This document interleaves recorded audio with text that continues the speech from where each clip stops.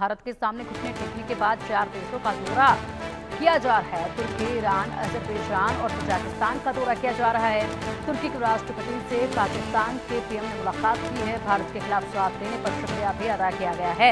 ऐसे में एहसान फरामोश तुर्की, पाकिस्तान के पीएम शहबाज शरीफ ने इस्तांबुल में तुर्की के राष्ट्रपति एर्दोगन से मुलाकात की। इस दौरान शहबाज ने भारत के खिलाफ समर्थन देने के लिए तुर्की को शुक्रिया अदा किया है। दोनों नेताओं के बीच द्विपक्षीय संबंधों, क्षेत्रीय और वैश्विक मुद्दों पर बातचीत हुई। राष्ट्रपति एर्दोगन ने कहा कि तुर्की और पाकिस्तान आतंकवाद के खिलाफ मिलकर लड़ते रहेंगे। दोनों देश एक दूसरे को ट्रेनिंग, खुफिया जानकारी और टेक्नोलॉजिकल सपोर्ट भी देंगे। इससे दोनों का फायदा होगा। तुर्की पाकिस्तान के बीच व्यापार को 5 अरब डॉलर तक पहुंचाने के लिए ठोस कदम उठाए जाएंगे। एनर्जी, ट्रांसपोर्ट और डिफेंस सेक्टरों में भी सहयोग को बढ़ावा दिया जाएगा। इस दौरान पाकिस्तान के फील्ड मार्शल मुनीर भी साथ रहे। दरअसल 22 अप्रैल को पहलगाम हमले के बाद भारत पाक तनाव बढ़ा है, तो तुर्की, अजरबैजान ने खुलकर पाकिस्तान का समर्थन किया। भारत के खिलाफ इस्तेमाल के लिए पाकिस्तान को ड्रोन, हथियार और इन्हें चलाने वाले ट्रेंड लोग भी भेजे गए थे। दरअसल शहबाज शरीफ शनिवार से तुर्की, ईरान, अजरबैजान और तजाकिस्तान देशों के दौरे पर हैं। शरीफ 29 और 30 मई को तजाकिस्तान की राजधानी दुशांबे में ग्लेशियर्स पर अंतर्राष्ट्रीय सम्मेलन में भी भाग लेंगे। लेकिन उससे पहले यहाँ पर तुर्की के साथ जिस तरीके से अपने व्यापार को आगे बढ़ाने की रणनीति बना रहा है पाकिस्तान, और जो यहाँ पर एक साथ मिलकर ये लोग आतंकवाद के खिलाफ कार्रवाई की बात कर रहे हैं, ये बड़ी हैरानगी वाली बात है। और चलिए अब इसी के लिए हमारे साथ हमारे खास मेहमान जुड़ चुके हैं। खास मेहमानों का रुख करेंगे। Defence expert retired lieutenant colonel Himanshu Singh हमारे साथ हैं। बहुत बहुत स्वागत है हिमांशु जी आपका इंडिया न्यूज़ पर। और साथ ही विदेशी मामलों के जानकार रवि अरोड़ा हमारे साथ हैं। रवि सर, बहुत स्वागत है आपका भी इंडिया न्यूज़ पर। हिमांशु जी, बेहद ही अजीब बात है ये। तुर्की एहसान फरामोश से ये सभी ने देखा, पाकिस्तान को खुलकर समर्थन कर रहा है, भाईचारा खुलकर निभाया जा रहा है। शुक्रिया अदा करने के लिए पहुंचे हैं मुनीर साहब और शहबाज। ऐसे में दोनों वहां पर बिल्कुल पैरों में गिरकर शुक्रिया अदा कर रहे हैं ताकि कुछ और सहायता वहां से मिल सके, क्योंकि खुद के बलबूते पर तो ये कुछ कर नहीं सकते हैं, तो वहीं से सहायता मिलेगी, इसलिए वहीं पर जाकर अब बैठ गए हैं। सबसे बड़ी बात यह आई है कि दोनों की मुलाकात हुई। मुलाकात में जो बात हुई है उसमें दोनों ने एक चीज कही है। ये कहा जा रहा है तुर्की की तरफ से कि हम आतंकवाद के खिलाफ एकजुट होकर लड़ाई करेंगे। ये तो वही वाली बात है कि चोर कह रहा है कि हम चोरों का सफाया कर देंगे, चोर खुद कह रहा है कि हम चोरों का सफाया कर देंगे। अब ऐसे में देखिए, शहबाज के मन में तो पूरी तरीके से आतंकवाद बसता है, तुर्की की तरफ से आतंकवाद पर बोला गया है, तो क्या कुछ जवाब इसमें दिया गया होगा? किस तरीके से आप देखते हैं जो बातचीत हुई है? धन्यवाद पिंकी। देखिए, तुर्की और पाकिस्तान के बीच में सैन्य आदान प्रदान काफी समय से रहा है। यहां तक कि पाकिस्तान के जो नेवल शिप हैं, जिसमें खैबर और बाबर जो सन 22 में इन्होंने अपने यहाँ कमीशन किए थे, वो तुर्की के दिए हुए हैं। इसके अलावा आप देखिए, अगर शहबाज शरीफ के साथ में फील्ड मार्शल आसिफ मुनीर जा रहे हैं, तो ये दर्शाता है कि सिर्फ कूटनीतिक नहीं, सैन्य मामलों पे भी ये लोग डिस्कशन करेंगे। और तुर्की ने जो भारत के खिलाफ कुछ हथियार जैसे कि ड्रोन और कुछ निगरानी वाले ड्रोन या फिर मिसाइलों का इस्तेमाल किया था, वो तुर्की ने ही दी है। अब इसमें एक सबसे इंपॉर्टेंट चीज ये है कि भारत अब एक बहुत बड़े हथियारों के निर्यातक के रूप में आप देखिए तो विश्व में उभर रहा है। तो कहीं ना कहीं तुर्की को ये एक चैलेंज है। जहां ये दोनों बात करते हैं आतंकवाद की, तो तुर्की का इतिहास रहा है। आर्मेनिया में सन 1915 में एक जेनोसाइड हुआ था, जहां पे 1.5 लाख से ज्यादा लोगों की हत्या की गई थी, और इसीलिए आर्मेनिया आज तक तुर्की से अपने राजनीतिक संबंध नॉर्मल नहीं कर पाया है। तो तुर्की भी कोई बहुत दूध का धुला हुआ नहीं है। वहीं पे भारत के भी संबंध आर्मेनिया से हैं। आर्मेनिया को भारत की तरफ से हथियारों की सप्लाई हो रही है। बहुत अच्छे इनके संबंध है, बिकॉज कहीं ना कहीं तजाकिस्तान, तुर्की, ये सब मिलके उस कंट्री के साथ में हमेशा इनका विवाद रहा है। ये दोनों देश मिलके आतंकवाद का सफाया करे ना करे, लेकिन हाँ, ये आतंकवाद को बढ़ावा जरूर दे रहे हैं, क्योंकि तुर्की ने जिस तरह से खुल के पाकिस्तान का सहयोग किया है, वो एक पैन इस्लामिक जो एक वैचारिकता लेके चलते हैं, और उसमें भी वो सिर्फ और सिर्फ आतंकवाद की बात करते हैं, जिहाद की बात करते हैं। देखिए, तुर्की ने बहुत साफ कह दिया कि भारत के साथ में हमें बिजनेस से बहुत ज्यादा फर्क नहीं पड़ेगा।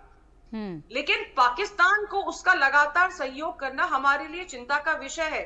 और पाकिस्तान भी देखिए, वो सिर्फ उन देशों में जा रहा है जो उसके नजदीकी हैं। भारत ने अपने कूटनीतिक दल भेजे हैं, पाकिस्तान कूटनीति के साथ में सैन्य सामंजस्य भी इनके साथ में बिठा रहा है। तो कहीं ना कहीं ये दोनों देश, मुझे लगता है कि आतंकवादी मानसिकता को न सिर्फ बढ़ावा देते हैं, बल्कि अब ये भारत के लिए बहुत बड़ी परेशानी खड़ी करना चाहते हैं। हालांकि तुर्की नाटो का सदस्य है, तो वो भारत के साथ में डायरेक्टली किसी भी कॉन्फ्लिक्ट में नहीं आएगा, लेकिन कूटनीतिक स्तर पे, क्योंकि वो लगातार यूएनएससी में भारत का विरोध करता रहा है, आगे भी अगर वो पाकिस्तान को, क्योंकि अभी तो सिर्फ हमारे बीच में गोलियां थमी हैं, वो बहुत ज्यादा कोशिश करेगा कि हथियारों की सप्लाई डबल कर दे, ताकि भारत में अस्थिरता कहीं ना कहीं बढ़ाई जा सके। जो कि मुझे लगता है भारत को अब सिर्फ बॉयकॉट नहीं करना है, कहीं ना कहीं कूटनीतिक स्तर पर एक ठोस नीति हमें चाहिए तुर्की से भी निपटने के लिए। पिंकी, बिल्कुल बिल्कुल, एक ठोस नीति हमें चाहिए टर्की से भी निपटने के लिए। और यहाँ पर आगाज इसका हो चुका था, जिस तरीके से बॉयकॉट टर्की ट्रेंड किया गया, लोगों में जागरूकता आई, बहुत सारी चीजें ऐसी हैं जो अब यहाँ पर पर्यटन क्षेत्र को बड़ा नुकसान जो है वो पहुंचा है।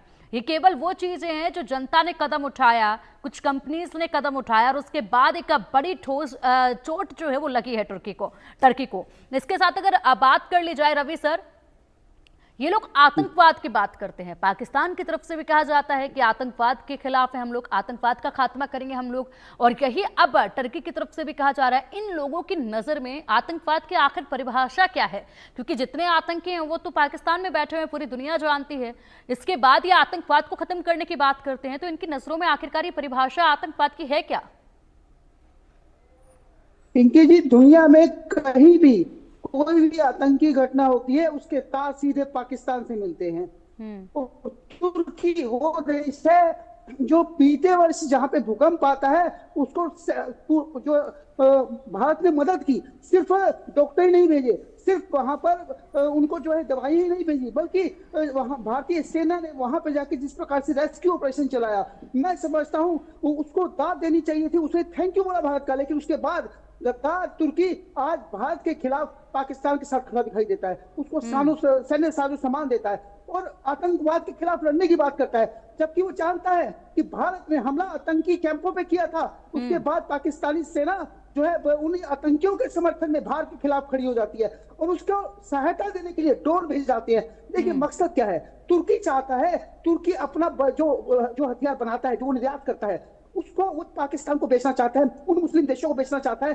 ताकि वो एक अपनी इकोनॉमी को स्ट्रॉन्ग कर सके। लेकिन कारण क्या है कि पाकिस्तान में जितने भी उसने ड्रोन भेजे वो सब निरस्त कर दिए गए, उनको खत्म कर दिया गया। मैं समझता हूँ अब भी पाकिस्तान अगर वहां गया है, वो साइपर 1 और साइपर 2 जो एयर डिफेंस सिस्टम है वो लेना चाहता है, क्योंकि उसे यह बताया गया है कि आयरन डोम जो कि इजराइल का सबसे घातक हथियार है, उसकी बराबरी साइबर 1 और साइबर 2 करते हैं। तो ऐसे में सिर्फ हथियारों को बेचने के लिए मैं दुनिया के सामने एक सच रखना चाहता हूँ कि जो इस्लाम की बात करने वाला तुर्की जो खलीफा बना बैठा है, सच ये है कि आज वो पूरी दुनिया को अपने हथियार, खासकर मुस्लिम देशों में अपनी एक पैठ बनाना चाहता है, ताकि आने वाले टाइम में उसके हथियार ये लोग खरीद सके। और आतंकवाद आज एक बिजनेस बन चुका है, आतंकवाद की जड़ में पैदा की जाती है जगह जगह पूरी दुनिया को में कहीं ना कहीं आतंकवाद के रूप में, ताकि कई देशों के बीच में जो युद्ध चल रहा है उसमें अपने हथियारों को बेचा जा सके। इसमें पहले यूरोप भी इन्वॉल्व था और आज भी है। ऐसे में भारत ने जब अपना खुद के हथियार बनाने शुरू कर दिए हैं और भारत आज दूसरी दुनिया में जिस प्रकार से ऑपरेशन सिंदूर के बाद लगातार भारतीय हथियारों की डिमांड पूरी दुनिया में बढ़ी है, पूरी दुनिया से लगातार जिस प्रकार से मांग बढ़ी है, तो ऐसे में चाइना और तुर्की का जिस प्रकार से एक भी हथियार यहाँ पे कामयाब नहीं हो पाया, और खुद इजराइल ने माना कि 100% जो है एयर डिफेंस सिस्टम ने सबको नेस्तनाबूद कर दिया उनके हथियारों को। तो मैं समझता हूँ ना ही उनका ड्रोन कामयाब हुए, ना ही उनकी मिसाइलें कामयाब हुई। तो ऐसे में बहुत एक काला पृष्ठ मैं समझता हूँ तुर्की के लिए है और खासकर चाइना के लिए भी है, क्योंकि चाइना अपनी विस्तारवाद नीति के लिए जाना जाता है। उसका मकसद पाकिस्तान के अंदर किसी न प्रकार से वो वहां की जमीन हड़पना चाहता है, और तुर्की का मकसद वहां पे हथियार बेचना है। और तीसरा देश अमेरिका, उसको भी लगने लगा है कि अगर भारत इसी प्रकार से, क्योंकि आज अर्थव्यवस्था की दृष्टि में दुनिया के चौथे पायदान पे जब भारत आ चुका है, और आने वाले 3 साल में जब जर्मनी को पछाड़ देगा, तो ऐसे में अमेरिका की बड़ी चुनौती है। शायद यही कारण है कि बीच में अमेरिका लगातार टांग अड़ा रहा है और लगातार जिस प्रकार के बयान देता है, उसका मकसद यह है कि वो चाहता है कि भारत और पाकिस्तान लड़ते रहे और उनके हथियार बिकते रहे। मकसद यही है। ये लोग इकोनॉमी को अपनी हथियारों को बेचकर स्ट्रॉन्ग करना चाहते हैं, मतलब पूरी दुनिया में फैलाने का एक रास्ता। तो जिस आतंकवाद के खिलाफ लड़ने की बात करने वाले लोग, ये खुद इन आतंकवाद पैदा करने वाले लोग हैं। मैं समझता हूँ कि इनका कोई दीन ईमान नहीं है, इनका मकसद सिर्फ यही है कि बिल्कुल सही कहा रवि अरोड़ा जी आपने, इनका कोई दीन ईमान नहीं है और सिर्फ ये अपने मतलब के लिए आवाम को भी पूरी तरीके से दांव पर लगा देते हैं। जिस तरीके से यहाँ पर एक के बाद एक कदम उठा रहे हैं, अमेरिका को लेकर भी हम बात करेंगे। फिलहाल आप बने रहिएगा हमारे साथ, कुछ वक्त में वापस हाजिर होते हैं। बड़ी खबर के सह प्रायोजक हैं असली मसाले सच सच MDH। हिमांशी जी, रवि अरोड़ा जी को आपने सुना जिस तरीके से वो बता रहे हैं, वाकई में अमेरिका बार बार यहाँ पर क्रेडिट लेने की कोशिश करता है, दखलंदाजी वो करने की कोशिश करता है। लेकिन अभी हाल ही में यहाँ पर पाकिस्तान से भी ये बयान सामने आया था कि अमेरिका का काम रहा है, 100 सालों से यही करते रहे हैं कि लड़ाई लड़वाते रहो और उसके साथ ही अपना फायदा जो है वो देखते रहो। हथियारों को लेकर बात की है रवि अरोड़ा जी ने कि टर्की का मेन मकसद क्या है हथियारों को लेकर, आपसे समझना चाहेंगे। अभी तो फिलहाल जितने हथियार टर्की से मिले थे यहाँ पर पाकिस्तान को, वो सब मिनटों में ही, पल भर में ही इंडियन आर्मी ने ध्वस्त कर दिए थे। कोई ताकत तो उनमें नजर आई नहीं थी। तो ऐसे में यहाँ पर तो वो फ्लॉप साबित हो गए थे। उसके बाद अब आगे ये क्या करेंगे, और हथियारों का कंपैरिजन भी जरा बताइएगा, अमेरिका का रोल भी इसमें जरा बताइएगा। एक नेल्सन मंडेला का कोट है जो कहता है कि अगर 2 देश लड़ रहे हैं तो ध्यान रखिएगा अमेरिका एक देश में गया है।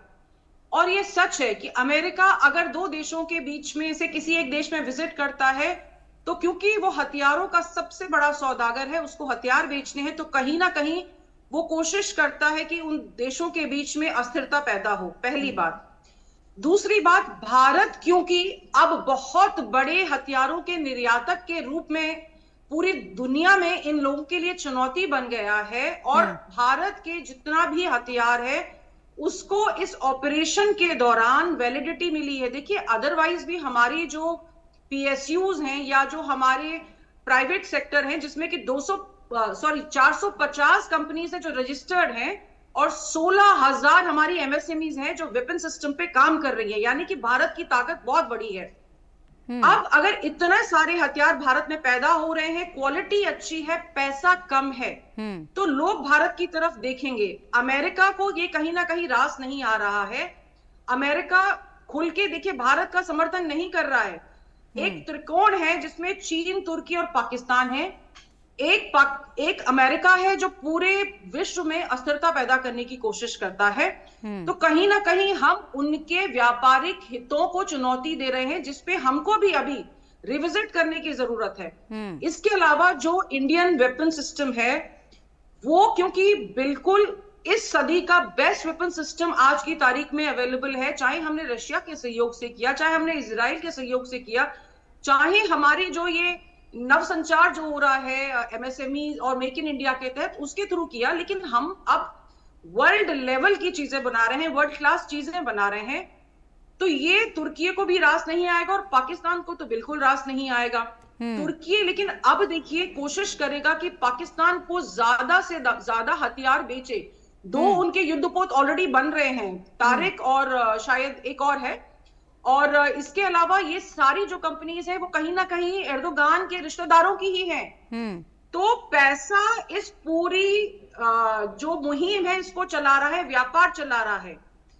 भारत के हथियार चाहे कितने भी अच्छे हो, लेकिन भारत उन देशों को बेच रहा है जो हमारे नजदीकी नहीं है, थोड़े दूर के हैं। चाहे आप अफ्रीका ले लीजिए, चाहे फिलीपींस ले लीजिए, चाहे वियतनाम ले लीजिए, चाहे आर्मेनिया ले लीजिए। इस तरह की चुनौती भारत कहीं अपने आसपास पैदा नहीं कर रहा है, लेकिन पाकिस्तान का क्योंकि सारा वेपन सिस्टम एंटी इंडिया है, चाहे वो फेल हो रहा है, चाहे वो बार बार मुंह की खा रहा है, लेकिन पाकिस्तान अपनी हरकतें नहीं छोड़ेगा और वो कोशिश करेगा कि अब अमेरिका, चीन और तुर्की के साथ में बहुत अच्छी क्वालिटी के हथियार और बढ़ाए, चाहे वो उसको अपना कटोरा लेके इनके सामने खड़े रहना पड़े। अपने लोकतंत्र तो इनके पास है नहीं, लोकतंत्र के अलावा ये बाकी भी चीजों को अब गिरवी रख देंगे just to prove a point to the world that Pakistan एक बहुत बड़ी पावर है, जबकि अंदरूनी कलह से अब ये बिखरने वाला है। पिंकी।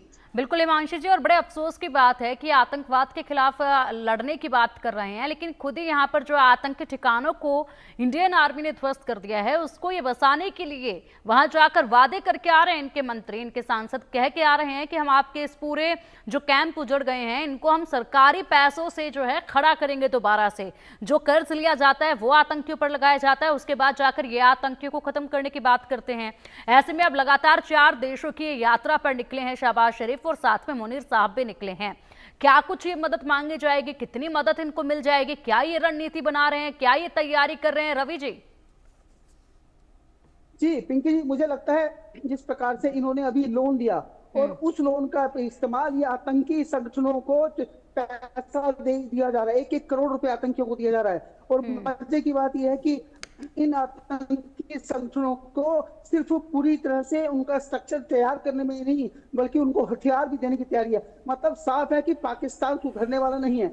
और ये बात जिन देशों में वो जा रहे हैं भीख मांगने, मैं समझता हूँ सब देश ये जानते हैं कि इनको वो हथियारों से मदद करेंगे, इसमें कोई दो राय नहीं। खासकर तुर्की हमेशा पाकिस्तान का मदद कर रहा है और पाकिस्तान को ही मदद करेगा। लेकिन सच्चाई यह है कि आज जिस प्रकार से पूरी दुनिया के अंदर हथियारों को लेकर पाकिस्तान और के आतंकवाद को लेकर खासकर, क्योंकि जिस प्रकार से वो मिसाइलें बना रखी हैं उसने और अपने आप को लगातार जो है पूरा जो है मतलब एटॉमिक पावर के जिस प्रकार से बनाने की कोशिश करता है, बताने की कोशिश करता है, तो ऐसे में आज पाकिस्तान एक सवालिया निशान खड़ा होता है कि क्या ऐसे देश की मदद करना किसी भी मुस्लिम देश के लिए सही होगा। क्योंकि आने वाले टाइम में ये एक ऐसा देश है, ये किसी का भी नहीं है, ये हर देश के लिए बड़ा खतरा बन सकता है। और खासकर मैं समझता हूँ कि जिस प्रकार से अमेरिका का जो रोल रहता है खासकर इस पूरे मामले के अंदर, आपको बता दूं कि आज जिस प्रकार से चीन से के अंदर बहुत सारी ऐसी कंपनियां हैं जो अमेरिकी कंपनियां हैं जो भारत में आना चाहती है क्योंकि वो ट्रांसफर करना चाहती है, लेकिन अमेरिका कहीं ना कहीं टैरिफ कार्ड खेलकर एक चैलेंज खड़ा कर रहा है उनके सामने कि कहीं ना कहीं बहुत सारी परिस्थिति जो चेंज हो रही है खासकर इस एरिया के अंदर। तो ऐसे में जो अमेरिका का रोल है वो अपनी अर्थव्यवस्था को, क्योंकि वहां पे बेरोजगारी बढ़ रही है, और जो है पाकिस्तान का जो रोल है वो कहीं ना कहीं सिर्फ आतंकवाद के रास्ते पर वो दुनिया से पैसा मांगना चाहता है। वो चाहता है कि आतंकवाद जिंदा रहेगा तो उसको पैसा मिलता रहेगा, खासकर जो खलीफा बने मुल्क हैं जो चाहते हैं।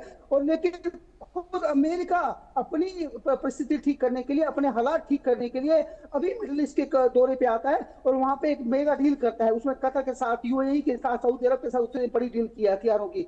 तो ऐसे में मुझे लगता है कि ये सिर्फ लड़ाई हथियारों की है और उसके जरिए अपने इकोनॉमी को स्ट्रॉन्ग करने की है। पाकिस्तान एक भिखारी देश है, वो हमारा 4 दिन तक नहीं झेल सकता। हमारी लड़ाई ऑपरेशन सिंदूर के अंदर 3 दिन के अंदर उसने घुटने के बल बैठ गया और अब वो कह रहा है कि हम बात करने के लिए तैयार हैं। वो चाहता है कि भारत के साथ किसी भी मुद्दे पर वो बात करने को तैयार है, खासकर आतंकवाद को लेकर भी बात करने को तैयार है। तो मैं समझता हूं कि अब पाकिस्तान असल में समझ चुका है कि जो मुनीर है या शहबाज शरीफ है, ये दोनों पूरी तरह से पाकिस्तान को बेचने में लगे हुए हैं।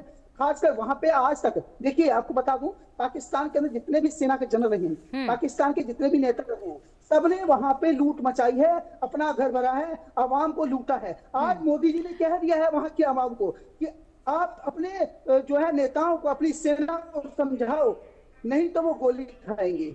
बिल्कुल रवि जी, आप बिल्कुल सही कह रहे हैं। बिल्कुल, क्योंकि वहां की जनता को तय करना है, वहां की जनता को तय करना है कि पाकिस्तान को कैसा नेता चाहिए, पाकिस्तान की आवाम को कैसा शासक चाहिए। बिल्कुल रवि जी, आप बिल्कुल सही कह रहे हैं। और जनता जो है, पाकिस्तान की आवाम जो है वो पूरी तरीके से फिलहाल इसी मोड में नजर आ रही है कि बस अब बहुत हुआ। आसिम मुनीर की हमने बहुत झूठी बातें सुन ली हैं, हमारे प्रधानमंत्री की हमने बहुत झूठी बातें सुन ली है, पाकिस्तान की आवाम कह रही है, और इसलिए वहां पर कभी भी अलग अलग टुकड़े जो हैं वो हो सकते हैं। एक अलग नया मैप जो है वो तैयार हो सकता है। जिस तरीके से हालात वहां पर बनाए जा रहे हैं, वहां पर किसी भी मंत्री के घर को आग लगा दी जा रही है, मंत्रियों के काफिले को रोक लिया जा रहा है, उन पर अटैक कर दिया जा रहा है। ये तमाम जो हरकतें हैं वो थमने का नाम नहीं ले रहे हैं और विदेशों में जाकर ये लोग रणनीतियां अलग ही बना रहे हैं। अपने देश में जो हो रहा है उस पर ध्यान नहीं है, उसको लेकर क्या कुछ ये बातें वहां कर रहे हैं, इस पर कोई ध्यान नहीं है। बड़ी बड़ी बातें वहां से निकलकर सिर्फ आ रही हैं तो आतंकवाद को लेकर आ रही हैं। आवाम के लिए एक बार भी बातें जो है वो सुनी नहीं जा रही हैं। जो हालात बने हुए हैं पाकिस्तान में इस वक्त, हिमांशी जी अब यहां पर आपसे समझना चाहेंगे कि भारत की रणनीति क्या होनी चाहिए। पाकिस्तान जिस तरीके से इन 4 देशों के विजिट पर निकला है, रणनीति अपनी तैयार कर रहा है, अलग से ही एक बार फिर से भीख मांगने के लिए निकल चुका है, ये भी माना जा रहा है। शुक्रिया तो अदा कर ही रहा है, साथ ही साथ और भी भीख जो है वो मांग रहा है, क्योंकि उम्मीद वहां पर उनकी जग चुकी है कि अभी मदद की है तो आगे और भी हमें बहुत कुछ मिल सकता है, इसलिए वहां जाकर डेरा जमा लिया है।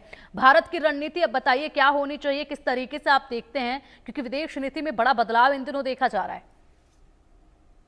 पिंकी जी देखिए, सबसे पहले तो हमें पृथ्वीराज चौहान से अपना सबक सीखना चाहिए कि जो भी हमारी तरफ बार बार हमला करे उसको माफ नहीं करना है। अब भारत की नीति जो है वो इस तरह की है कि अब हम बहुत आक्रामक हो गए हैं, लेकिन फिर भी हमें डायनामिक्स को समझना पड़ेगा कि world is being driven by economy. अब हर कोई देश अपना आर्थिक हित देख रहा है और हमारे को भी इस पे पुनर्विचार करने की जरूरत है। भारत अभी भी देखिए कूटनीतिक हथियारों का इस्तेमाल कर रहा है, वो अपनी तरफ से राजनयिक भेज रहा है, लॉ मेकर्स भेज रहा है टू डिफरेंट कंट्रीज कि हम अपना पॉइंट उनको बताएं। लेकिन पाकिस्तान क्या कर रहा है, पाकिस्तान इस्लामाबाद के साथ साथ रावलपिंडी को इन्वॉल्व कर रहा है, यानी कि शहबाज शरीफ के साथ आसिफ मुनीर जा रहे हैं कि वो अपने आप को सैन्य तौर पे और मजबूत करना चाह रहे हैं। यानी कहीं ना कहीं उनके दिमाग में ये बात बहुत क्लियर है कि अब भारत से आर या पार का युद्ध करना होगा, चाहे वो हमारे सामने गिड़गिड़ाते रहें, लेकिन उनके ऊपर हम भरोसा कर नहीं सकते क्योंकि उनका इतिहास ऐसा रहा है। भरोसा और पाकिस्तान दो बहुत अलग अलग चीजें हैं। अब भारत को कोशिश करनी चाहिए कि वो तुर्की को कहीं ना कहीं कूटनीतिक स्तर पे घेरे और बाकी जो कंट्रीज है जिनके साथ पाकिस्तान का सहयोग है उनको घेरे। यूएई के साथ अपना जो है कूटनीति बहुत मजबूत करे, क्योंकि यूएई और तुर्की के जो आपस में वैचारिक मतभेद हैं या जिस तरह के इनके कॉन्ट्रडिक्शंस हैं उनका फायदा उठाए। उसके अलावा फ्रांस, अमेरिका, इस तरह की कंट्रीज जो कहीं ना कहीं भारत को सपोर्ट करती हैं, इनके साथ अपने आप को मजबूत करे, कूटनीति के हिसाब से पाकिस्तान को अलग थलग करे। देखिए, भले ही हम आतंकवाद के लिए दुनिया से रोना रोने और पूरी दुनिया जानती है कि पाकिस्तान आतंकवाद की नर्सरी है, पनाहगाह है, उनको सप्लाई करता है हथियार, उनको पैदा करता है, उनका सब कुछ करता है, फिर भी दुनिया मजबूती से पाकिस्तान के खिलाफ खड़ी नहीं हो रही है, क्योंकि यूएसए और ब्रिटेन ने कहीं ना कहीं पाकिस्तान से आतंकवाद को इंपोर्ट किया है। तो अब इस समय हमको बहुत एग्रेसिवली अपने स्टैंड्स को रखना पड़ेगा और यूएनएससी में हमें बार बार ये चीज बतानी पड़ेगी। पाकिस्तान को हर जगह ढूंढने मतलब हर जगह से उनको घेरने की जरूरत है।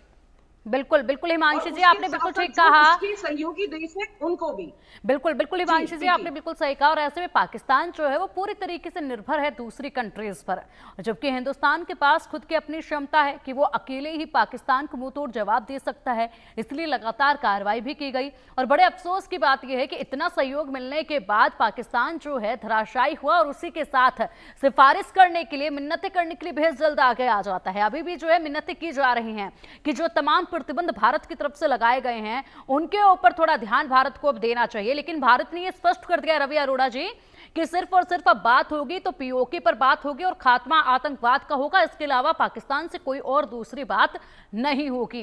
पूरी तरीके से नीति पाकिस्तान को लेकर अब मजबूत नजर आ रही है, क्योंकि कल भी पीएम मोदी ने बिल्कुल चेतावनी पाकिस्तान को दे दी थी गुजरात से, गुजरात की जमीन से, और कह दिया था कि आराम से रोटी खाइए वरना तो फिर हमारी गोली तो है ही।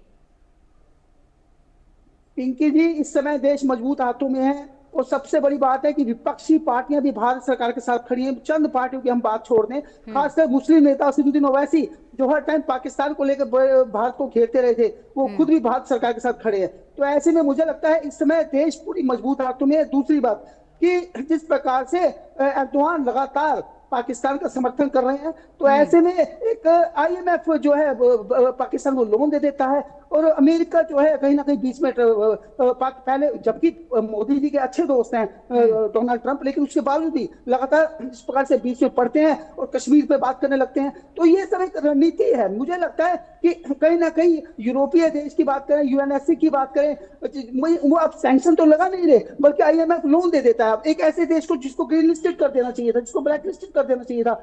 मतलब सवालों के घेरे में हमारा यूनाइटेड नेशन भी आता है, यूएनएससी भी आता है।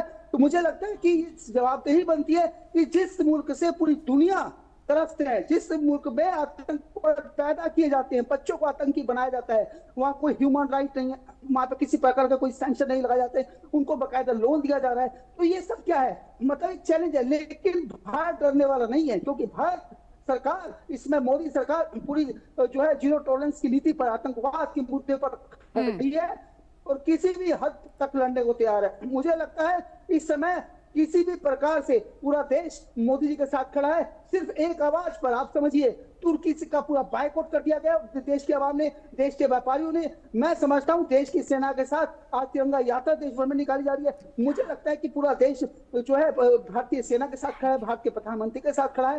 बेशक से जो कुछ पार्टियां ऐसे बयान दे देती हैं, सेना पर आरोप लगाने लगती हैं, क्वेश्चन करने लगती हैं, वो शायद मुझे लगता है उनको हिंदुस्तान के लिए नहीं, पाकिस्तान के स्पीकर बनकर बात करना चाहिए, उनके प्रवक्ता बनकर बात करना चाहिए।